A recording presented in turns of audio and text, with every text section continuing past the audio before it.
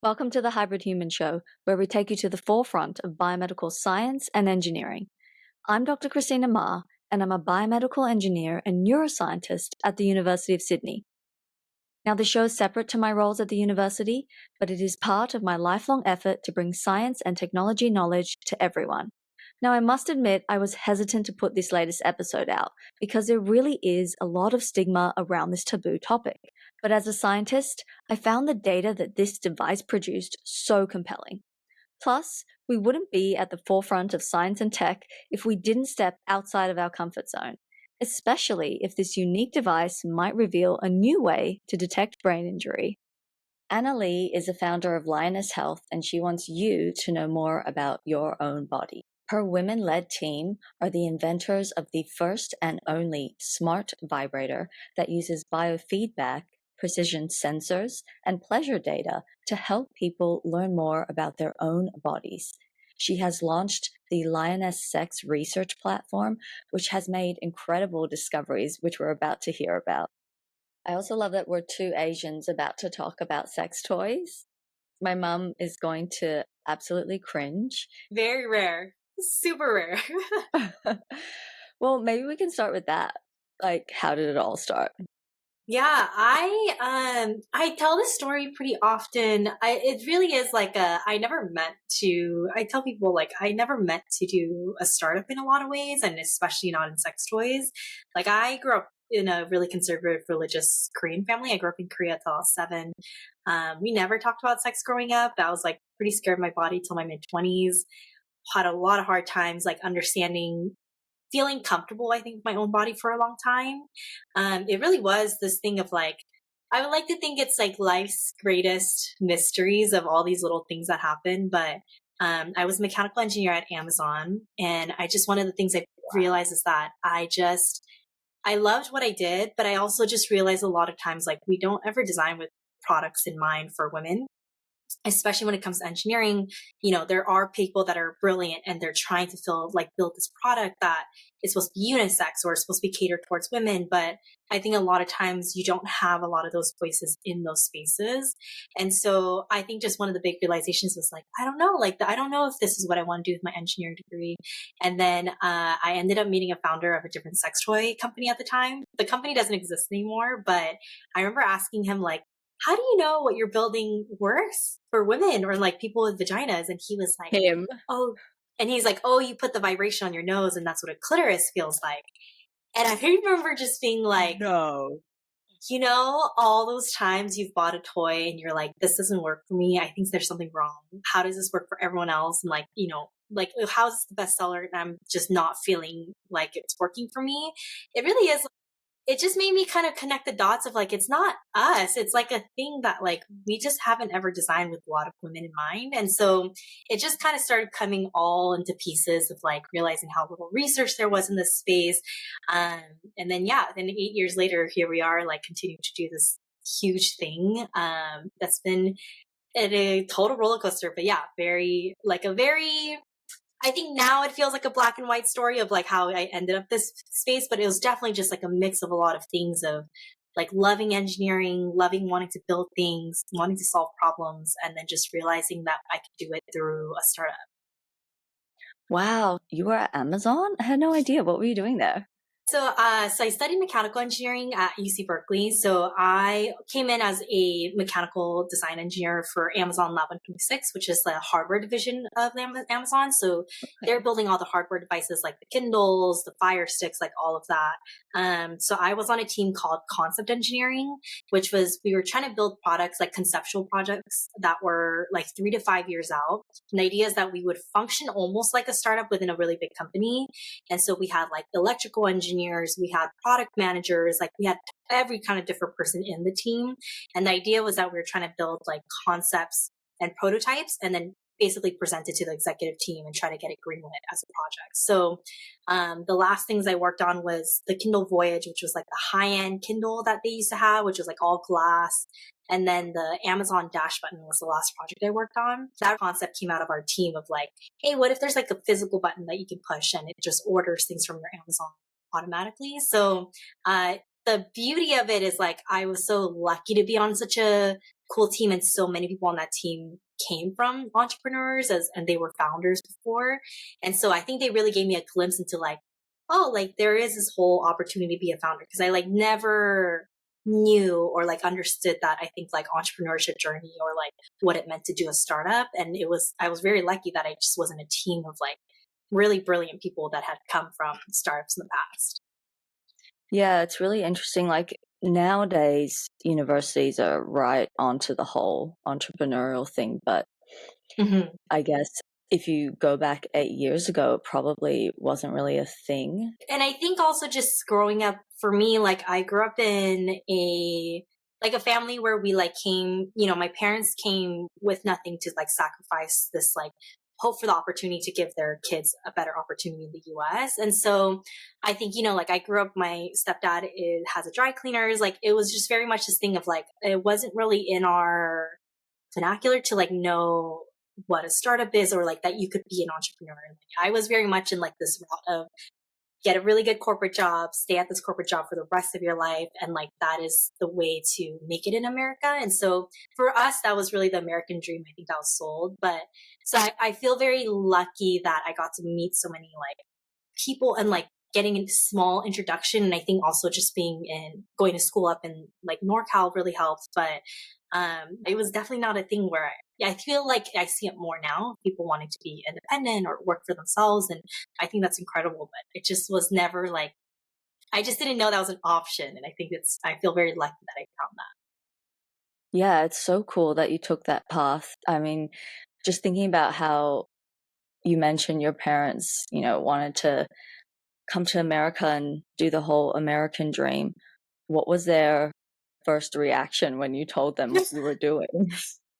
Mixed. I actually didn't tell my mom maybe for like, I want to say close to a year. When I decided to quit Amazon and do this full time, like I was working on it part time, just like after work. And then I think eventually when I decided to quit full time, and then basically we took a year and a half of no pay to try to make this company work. Wow. And it was like a very bootstrap project. And I think at the time I was very like, oh, well, like, let me just like do it. And if it is really a thing, I'll eventually tell my mom, but I don't need to tell her now. And I think also I was just so scared to like, I wasn't even sure. And I'm not even sure now if I know like enough Korean terms that are like sexual terms to explain exactly what I did. And so I like finally, my mom, I think one time I was like so MIA and she was like, hey, I'm going to come visit. Like, you're so quiet. Like, and so I knew I'd have to tell her. So I took her to our like co-working space at the time. I had like all these vibrators on the desk. And I was like, yeah, so like, I'm trying to do this thing. And I told her like why it was so meaningful for me. Because I was like, she knew that I was like, grew up really scared of my own body. And just, there was a lot of things that happened in my childhood where I was very like, yeah, like very closed off and very like felt like I didn't really own my own body. And so she knew a lot about that, but it was something we never like fully talked about. And then she was really quiet when she was like, I was like explaining, I was like showing her all the vibrators, and she was like, like when I was younger, I used to have a vibrator. And then I was like, oh, No. yeah. And then for the 2 hours, we like talked about our sex lives, like, when I had sex for the first time, like, who was with, like just all of these things. And I was asking her about her sex life. And it was like very beautiful and disgusting all at the same time. Like beautiful in the sense, like that is a conversation I never thought I could have that in depth with my mom. But, also disgusting because, you don't want to know about your parents' sex Gross. life. So grateful that like, that's how she had responded. Cause I really had a feeling that she might like not talk to me for a long time or like, just feel super upset. Like I didn't know what her reaction would be. So I think, I'm not going to lie. Like, I'm not going to sugarcoat it of like, she's still an Asian parent at the end of the day. She's very like, okay, so when are you like done with this? I mean, when are you going to go back to corporate? Like when is your real job happening? When are you getting married? When are you having kids? Like all of these things. Like she still does that. But for her to have seen me do this for the past 8 years and, yeah, be very okay with it. And when I was like, we were first working on launching our the very first product, like it took us 2 years to build that product. And when I was coming back from China, I actually flew straight to LA to my mom's house. And then I like gave her the first one off the line because I was like, hey, I don't care if you use it or don't use it, but I just need you to know, like, for the past 2 years, this is what I've been working on. It's very, very important to me. And so it was a very nice feeling of like being able to do that. I think like our relationship grew because I think it was the first time she probably saw me as like an adult that made like a very adult decision about where I want to take my life. So yeah, I think like overall good. I mean, I think at the end of the day, my parents are still very like, how is that thing going? And she doesn't want to like see me do it. She doesn't want to say it. She's very like, be very careful what you put online of like interviews and stuff, because like it might affect your like, being able to get a corporate job and all of that. So I think I've ruined that for a long time, but so it is. I love that. When are you gonna be done? She still is very like, okay, like, are you ready to go back to corporate? Yeah, so yeah. Just holding out hope. So you spent 2 years developing your first prototype, would you say? Did you have investors at that time, or were you just bootstrapping? Yeah, so I would say like right within the year and a half, we had done like a pitch competition. So we had gotten like maybe like, I think it was like $20,000 as like, hey, like, prototype, figure out how you're going to build this product.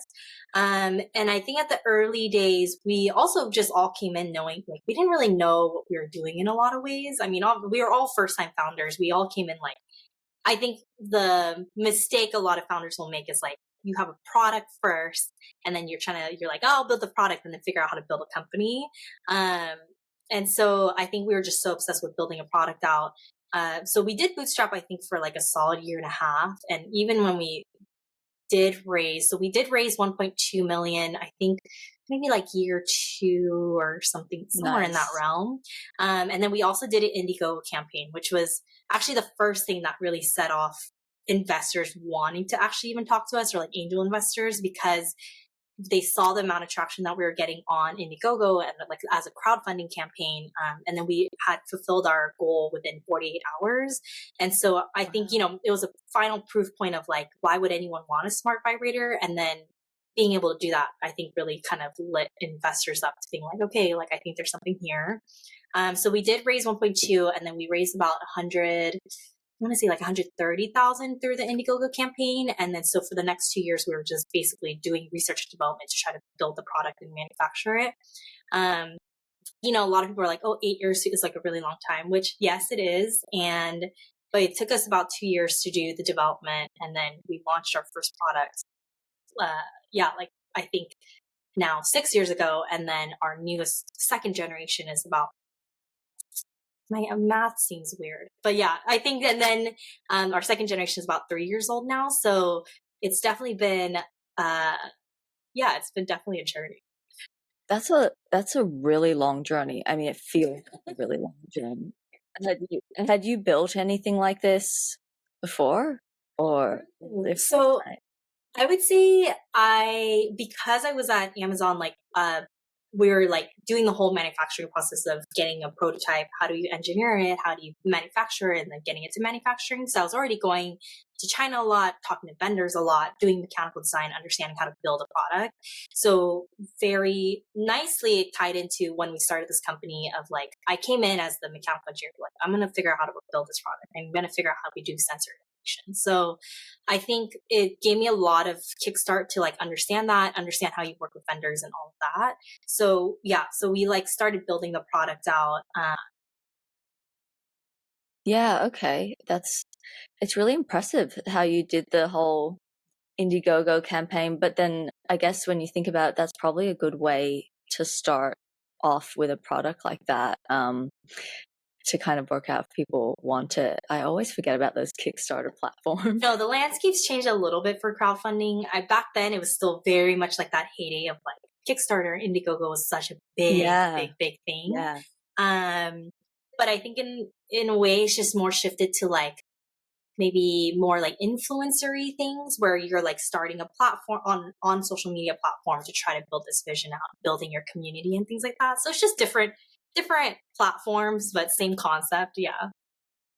I was reading that the sex toy industry is going to be a $62 billion industry by 2030. Mm-hmm. But then I'm like, your product is hardly a toy. And I'm wondering, what exactly is a smart vibrator? Smart is like a tough word to use, honestly. Like, there's smart home devices and all of that. So anything like usually is tech enabled is considered smart in this space, especially for vibrators.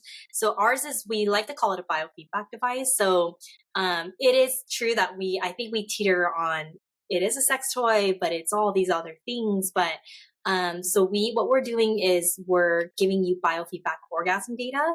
And the way we're doing that is, one of the best indicators for orgasm is pelvic involuntary pelvic floor contractions. So how your vaginal or anal muscles squeeze involuntarily and relax. It's going to be a really good indicator. You'll see like a very unique pattern that happens during an orgasm. So what we're doing is basically measuring that, how your pelvic floor contractions are happening. So we have 4 sensors in the shaft of the lioness. And the idea is that, similar to a Fitbit or an Oura ring or any of these fitness trackers, health nutrition trackers, sleep trackers, the idea is that the more you actually understand about your body, the better you know yourself, and you can improve and understand what's going wrong, what's getting better, and all of that. So we're doing that for sexual wellness. So being able to track your pelvic floor contractions, understanding what's working, what's not, what's changing over time, and giving you that feedback of beyond, because I think just especially for sex, we're so inclined to kind of like set it and forget it. It's like an important part of so many people's lives, but we don't have enough we don't have enough actionable cues to being like, oh, let me reflect on how I felt about this experience, or what I liked about it, what didn't I like about it. And so we're trying to give that with a little bit of biofeedback as well. And so it just gives you these moments of like self-reflection and feeling like you actually can understand your body better. Yeah, that makes a lot of sense, especially if you grew up with sex being a really taboo Yeah, seriously. topic. Yeah. I would say like for me, like, and it's the reason why I'm so deeply believe like in what we're doing is, I like emphasize this so often, is like, I seriously was so scared of my own body. Like, I had a hard time talking to partners about what I liked, like even just with myself, like understanding like what I liked, or, just like what I wanted.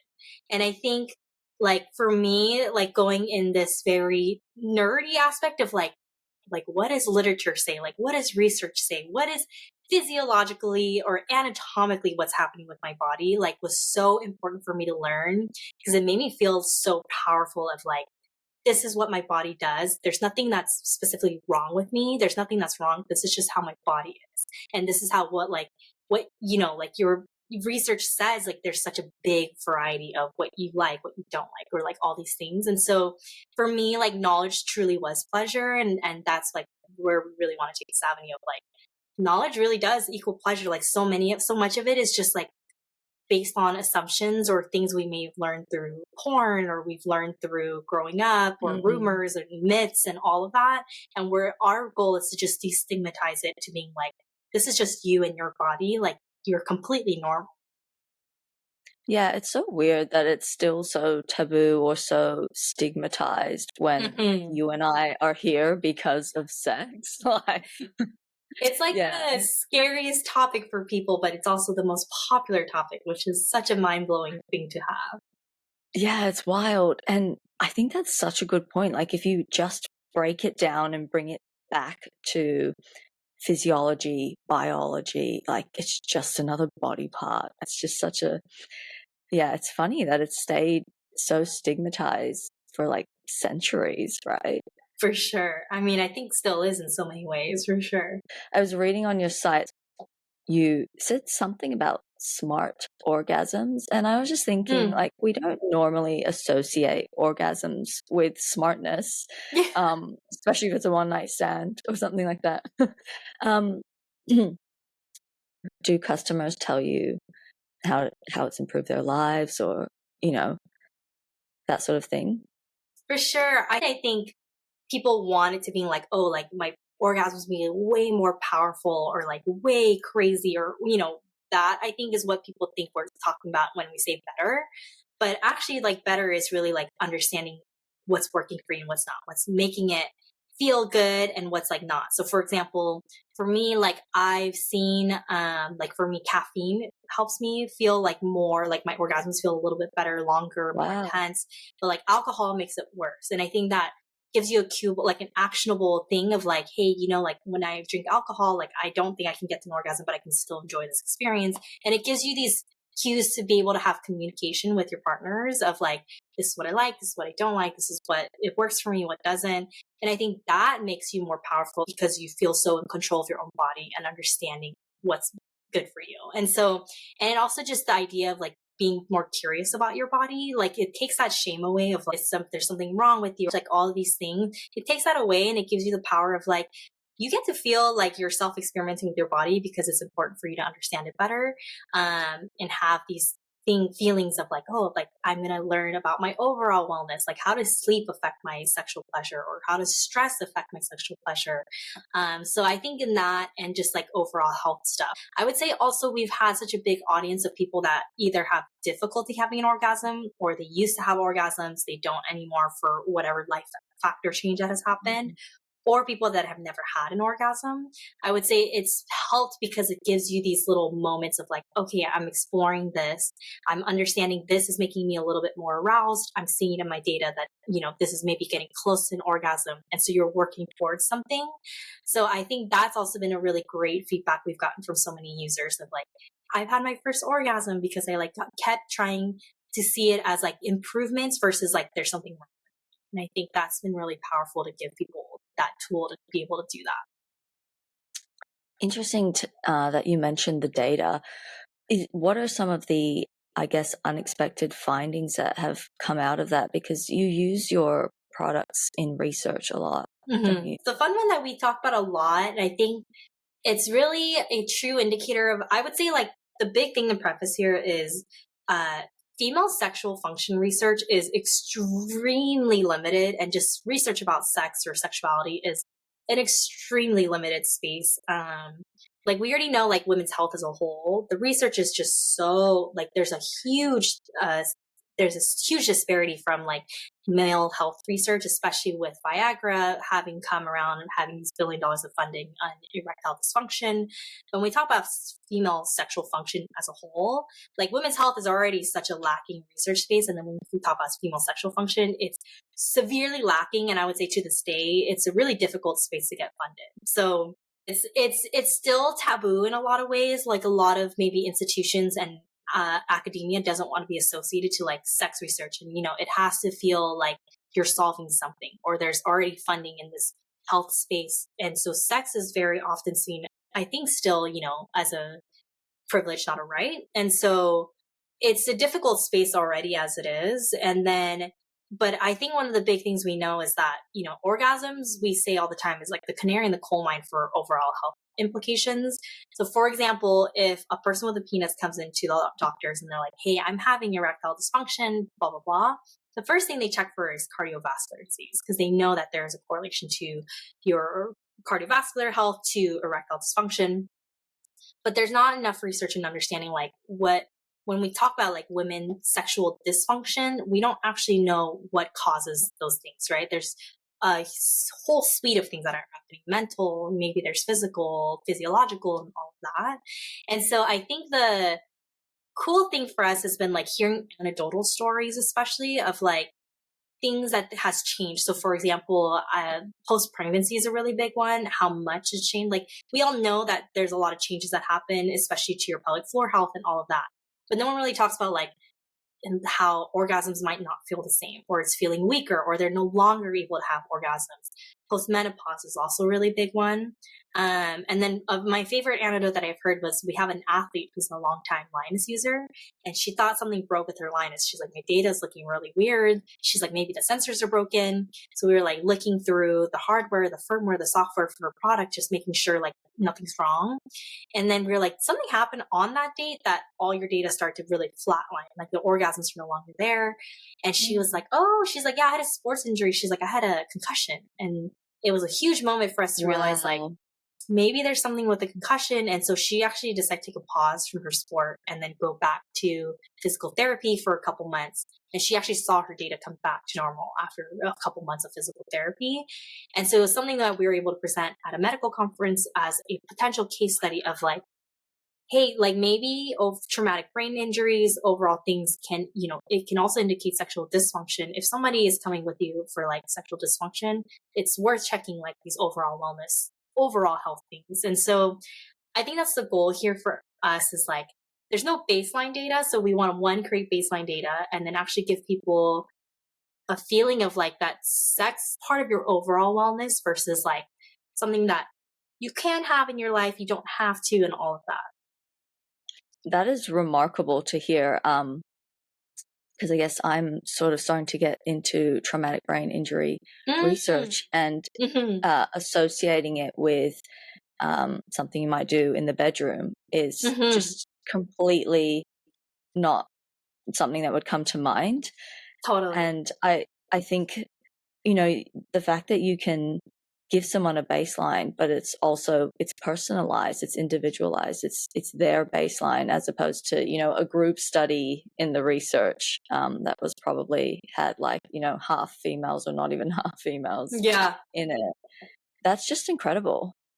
Yeah. I could go on for hours about the disparity in research and like how much I think society has failed women in a lot of ways. I mean, we've already talked about it a lot, but like, if you look at like proof points of like research studies, like for decades, we never had to have 50-50. Like you never had to test on both genders of, if you're doing drug trials, you didn't have to test on like female mice and male mice. So most times they would only test on male mice. So like, those are like little tidbits I tell people, like, I know we talk about a lot of like gender disparity, but like, I don't think people realize the impacts of like all these things that have actually happened. So like the fact that Ambien, when the sleeping pill that first came out, like it was only tested on male mice. And so women were like reporting hallucinating, sleepwalking. And it was because they realized the way women metabolize Ambien is very different. So the dosage needs to be different. That's something that they didn't even know when they first launched this thing, I think back in the 1990s or 70s.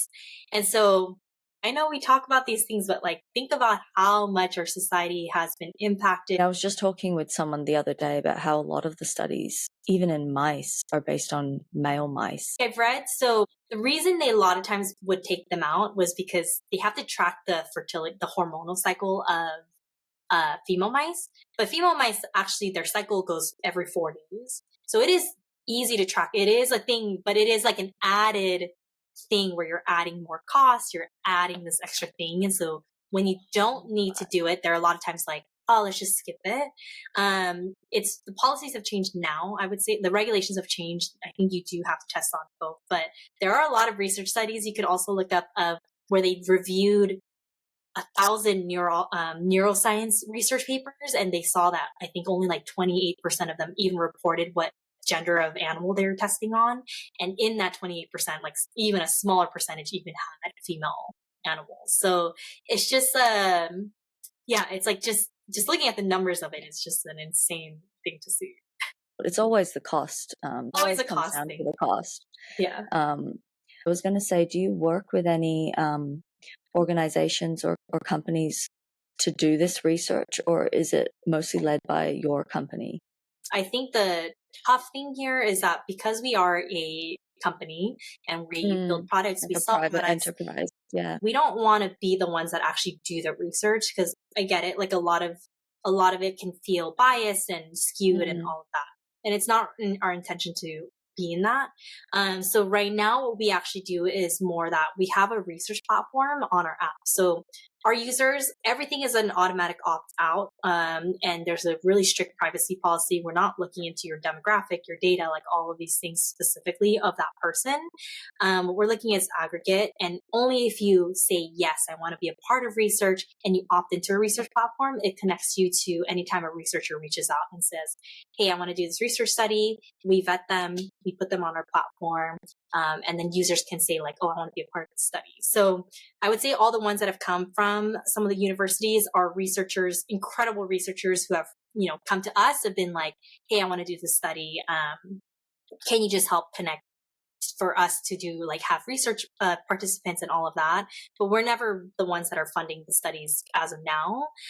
So I think it's been great. I think it's brought in some of the most passionate researchers, I think, around the world that have come onto our platform and wanting to do studies. So we are very blessed that, yeah, these universities and these professors and researchers that have come from these universities are people that are just passionate about this and just see this as an opportunity to do research that I think hasn't previously been done enough. So I think it's been really cool to kind of see that and been able to like talk to so many researchers. And I think there's still so much work to be done, but yeah, it's been the biggest way for us to continue pushing research as much as possible. I would imagine it would be really hard to get researchers to be interested in doing this sort of thing, particularly when there's probably not a lot of funding in it. Mm-hmm. And I like that customers have the option to opt in, because there's just so much research out there that says, like, well, at least in the medical space, patients want to share their data. They're really Mm-hmm. willing to share that. They want to, be a part of whatever research is going on. And I think it's just so important for people to have that option. Yeah, I would say like actually majority of our users and like people that purchase Linus really buy it on the mission of like our goal is to continue just getting research out there as much as possible.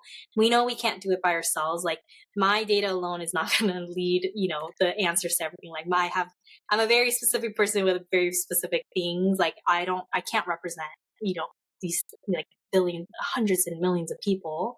So I think it's been really cool to see like so many of our users be so passionate about the mission and wanting to opt in and wanting to participate in research studies. I think that's something that, yeah, people don't think that people want, but I think if you're honest with what you're going to do with the data, where it goes, what your privacy policies look like, I think people are just more inclined to want to see change. And I think especially when they see people like themselves that haven't been previously represented, be represented and be part of studies, like it's such a huge impact. So it's definitely been really humbling to see so many people just really come be a part of our mission. It's all about being honest. If you tell people what you're doing with their data, most often they're like highly likely to Yeah, be open to participating. totally. Yeah. I noticed you released your, I guess, sort of a year in review. What were people's favorite features? The thing you're talking about is we call it pleasure raft. Somebody said we should have called it G Spotify raft, which I think is such a good idea. Maybe I'll have to change it next year. It was the first year that we've ever done something like this, but it is the thing of like, I think the powerful thing about our company is that we're able to give just real time, real life insights into what people are doing, right? It's like something that no one else can collect as in terms of like the data or, how people are working in real life in their own home, like all of that. So we did like a full aggregate report of like things like what's the general length of an orgasm, all these really fun features that we had popped out. And then if you have the app and you've used it for the past year, you also got your personal wrapped where you're seeing like what your average looked like all these really fun insights. People are always curious what other people are doing. Like, is what I'm doing similar to other right? people? Like, I think we've been asked for it for so many years to put it on our app, being like, I want to see what other people are doing, or like, when do people usually masturbate? And we were hesitant because we never wanted to feel like you should be comparing yourself to others. Like, we didn't want to give that isolating feeling. But I think at this point, we've built it enough that it's more of a fun tidbit versus like, something's wrong with me. And so I love how we like positioned it, I think this year when we launched it, of like, this is just like what people are up to, I think, within our group of people. And so I think the most popular one that got a lot of like people commenting on it was we were talking about like how strong the vagina usually squeezes during an orgasm. And I think it was like 64.8 or something in that realm. And I put the little tidbit of like, that's about the strength to snap a skinny hot Cheeto in half. And I think everybody was like, what the heck? Like, that's something that, like, who would have ever been able to publish something like that? And so, it's really cool that we can do that as a company because we are measuring force data. And that's like the stuff that always makes me, yeah, because I can tell you it's 64.8 gram force, but what does that mean to anybody unless you kind of relate it to something? It's such a unique data point. It's Yeah. so, yeah, like it's rare to collect. Because you also have a feature where partners can use the app and Mhm. control the vibrator. Do you collect data on that as like partner data as well? It was a big feature that people were asking us for is to be able to do long distance remote controls. So because our vibrator is smart in a variety of ways, we were able to push out a firmware that allows that. So it's more for us. It's not for us like a specific data collection, although it's interesting to see how many people will be using partner play or things like that. But for us, it was really driving the note of that toys are not our collaborators, not competitors. And I think because it's such a myth of people being like, oh, well, I have a partner, I don't need a sex toy, like all of these things. Mm-hmm. So adding the element of play was very important for us, of like partner play and like being able to interact it with other people and like being like, this is an enhancer of your overall sexual experience versus like, I don't know, like whatever, like it's only for single people or whatever the case may be. So you get the same data. I think it's more just adding that element of like play beyond the idea of like it's shameful to do it and you have to do it alone or whatever.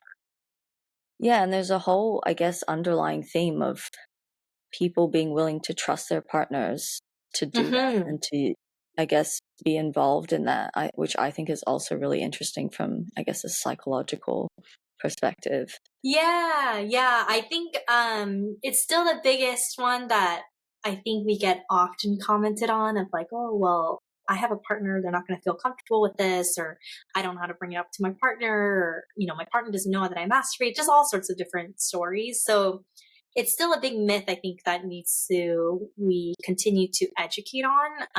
Mm. Yeah, and I think it's just more of an indicator of like where we are as a society. I think it's changed a lot. I think there's a lot more openness and acceptance to it. For me, I think it's more like, okay, you take it as that's where we are as a society. And like, that's just means like we have more work to do or like continue to push this thing. And so, but yeah, I think it's still a pretty big myth that we fight pretty often. Is there anything about your product that is different? Or Yeah. is that something you had in mind when you were designing it to try and be different? So there's actually still to this day no other vibrator that's going to give you biofeedback data on your pelvic floor contractions. The real time Um, data. yeah, so there's no vibrator in the world that does that except for ours, which is really cool. And that also comes with its challenges of both spearheading a thing and then also carrying it. Like sometimes when there's a lot of competitors, you move faster, but um, so there's a little bit of that, but I think beyond that, like when we started first designing and building out what our vibrator was, the beauty of it is that our team is majority women and we're women led as a business. Like we were so like, what Love are all the that. things we hate about vibrators that are currently out there? Like what would we want in our dream vibrator? And it was really cool because we got to put in so much design intention in just building a good vibrator as a whole. And I think one of the biggest things was at the time, almost all vibrators were always only pink and purple options. And so like we made it like have an extremely flexible nub so that it can fit all different bodies, shapes, and sizes, that the clitoris is not like squished down by the rabbit style vibrator. We have like a travel lock. It has a low battery indicator. There's all these little elements of things we wanted to see in a vibrator. But my favorite is the fact that like the first vibrator we launched was the gray one. It's still our bestseller. And I remember so many retailers telling us like, do not only make a great vibrator. Nobody's going to want a great vibrator. Like you have to make a pink one or at least a purple one, like one or the other. And we were so adamant because I was like, like I just wanted a vibrator that if you open my sock drawer or whatever, like it wasn't going to be this like crazy pink one. Like it just wasn't it didn't feel like it was something that I could relate to. And I was like, no, I think it really needs to be this very sleek, gender neutral, very like a yeah, like a modern version color of a vibrator. And so we doubled down, we made the gray one, and it really distinguished us. And now I think we see it so many times. You see so many more varieties of colors. I'm really proud of that. We really to our guns, even though everyone was like, you have to make a pink and purple one, but we do have a purple one now, which is like a really beautiful purple. But yeah, the gray one, I think it just shows like, I think how much we didn't ever really specifically cater for women purchasing versus like men purchasing for women. So yeah, I think it's a lot of design intentions that went into just like one, building a really nice vibrator that we all wanted. Like we were like, this one time it went off in my bag when I was at TSA, and then TSA had to open it.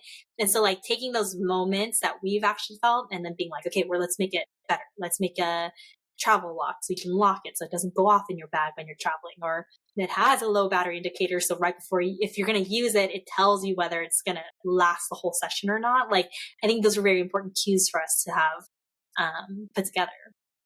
That's so funny. The pink and purple, I feel like that's such a something that males would think, like, oh, the girls will want pink and purple, you know? Like a self-fulfilling prophecy, because they only made pink and purples, so then everyone buys pink and purples, so then everyone's like, oh, like pink and purples are the best sellers, and then you're just like, well, there's no other option. So it's just funny. It's one of those life's funny, like, design.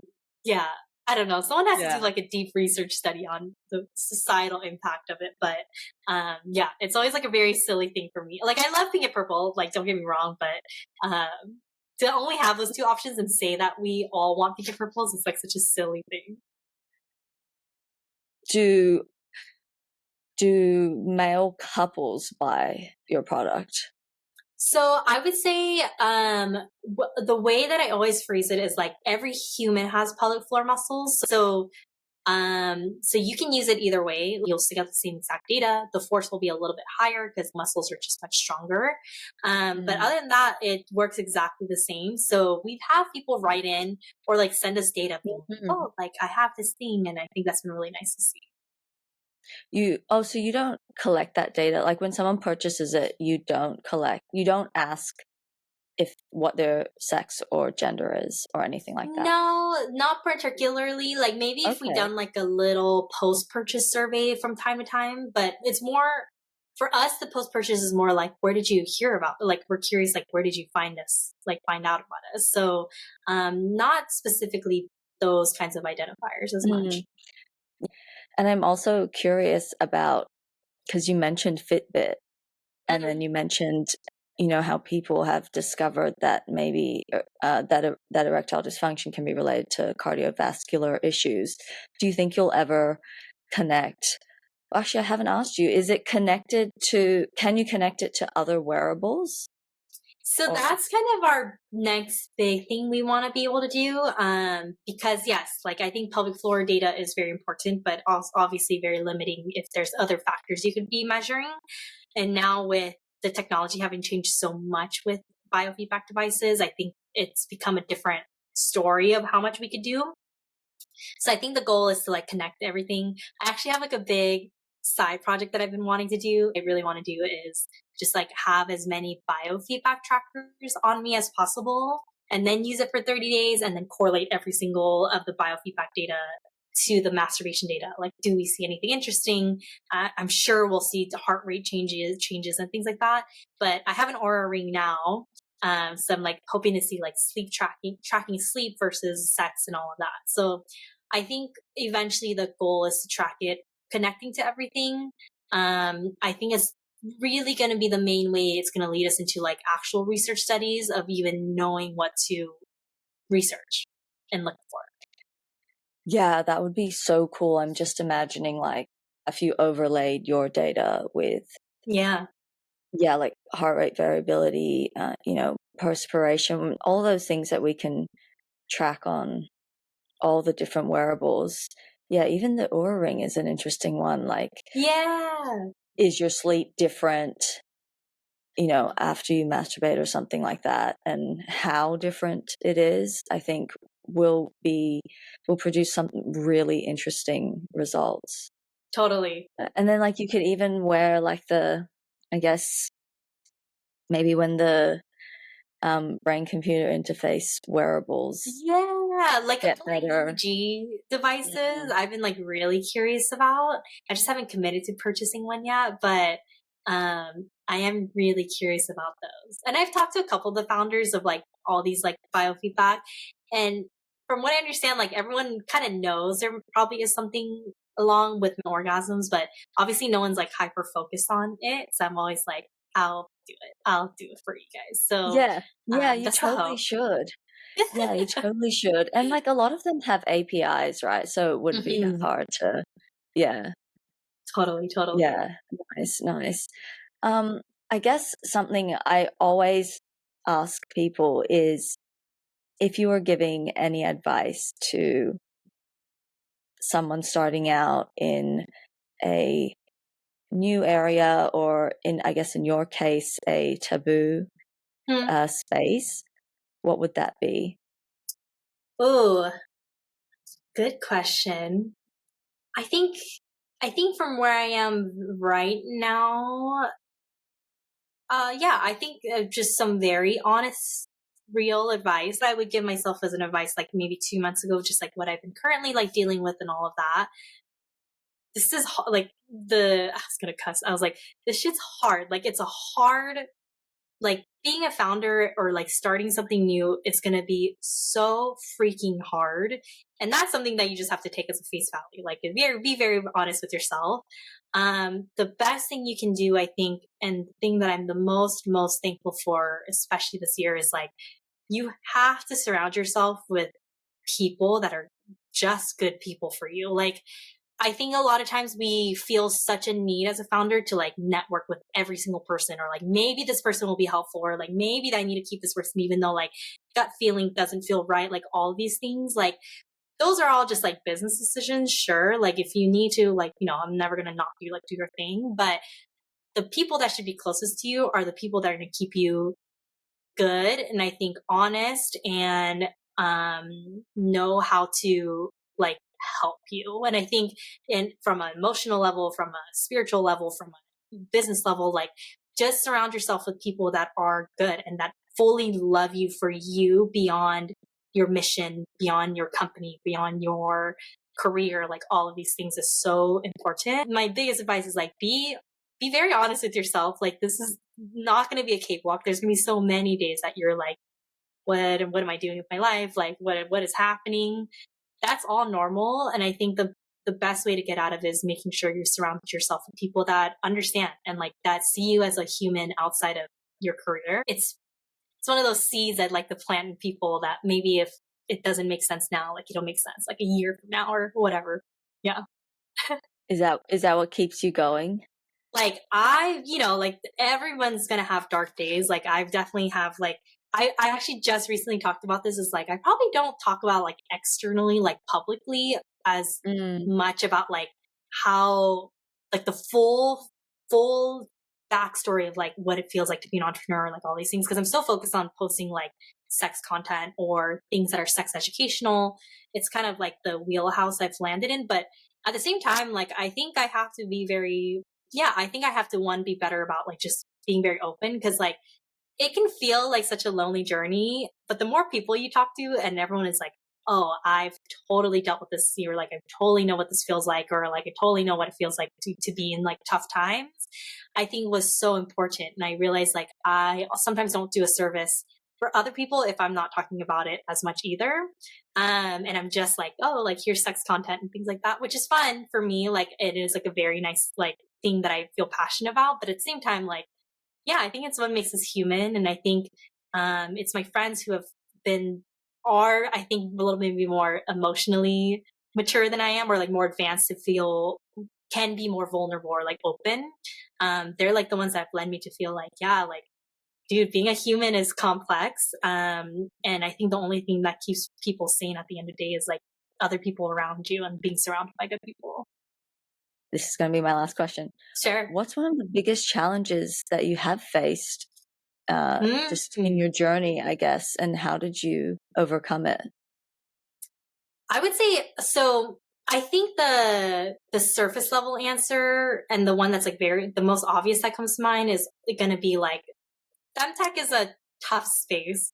Sex tech is a even tougher space. I think there's just a lot of hurdles that you face in it's such a new industry. Femtech is a new industry. Sex tech is an even newer industry. I think it's a tough space to be in. But I think the truer answer for me is, because I never meant to be an entrepreneur and I've set that narrative for so long, I think I think it's the imposter syndrome of like, am I going to be am I that person that's going to make this impact? Am I this person that's going to accomplish this mission that I've set out for? Am I the person that people are looking to, or is actually the true person that's going to be able to do it? I think that's like a weight that especially a lot of women will carry. And it took me like the whole 8-year journey to feel like comfortable in my spot of like, okay, I have nothing else to prove to people, or that I have to be better, or I have to be like, this is just me. And I think that was a really hard journey for me to like really feel settled into myself. Like, I think externally, like, you know, if you do interviews and stuff, you can be that. But I think like the deep down of you has to feel it so fully. And I think that took me a long time to feel. And I think that's probably the toughest. Yeah, the way that I got through it, I think a lot of internal reflection, therapy helps. Being surrounded by good people helps.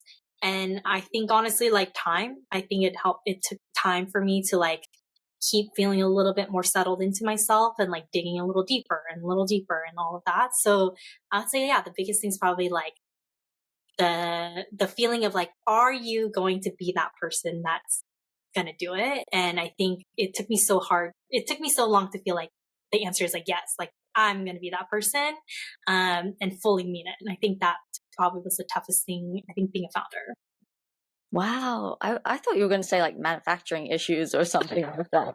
There's so much things that you're like, damn, this is like a tough space, but because you come across as like so confident, you know, like I know what I'm doing, you know. I promise you, this is all like 8 years in the making of like constant reflection, going through like, what is my life, you know, like every self-reflection possible. And yeah, and I think that's like, maybe I'm like, because it's December and I'm feeling very reflective, but I think that's probably the truest one that most people can probably identify with, is like, yeah, you know, business is hard, but like being a human is harder. And I think that's probably like my biggest answer. Thank you for sharing your story. I can't wait to see what you do next. Yeah, thank you. Cool. Thanks so much for having me. I appreciate you.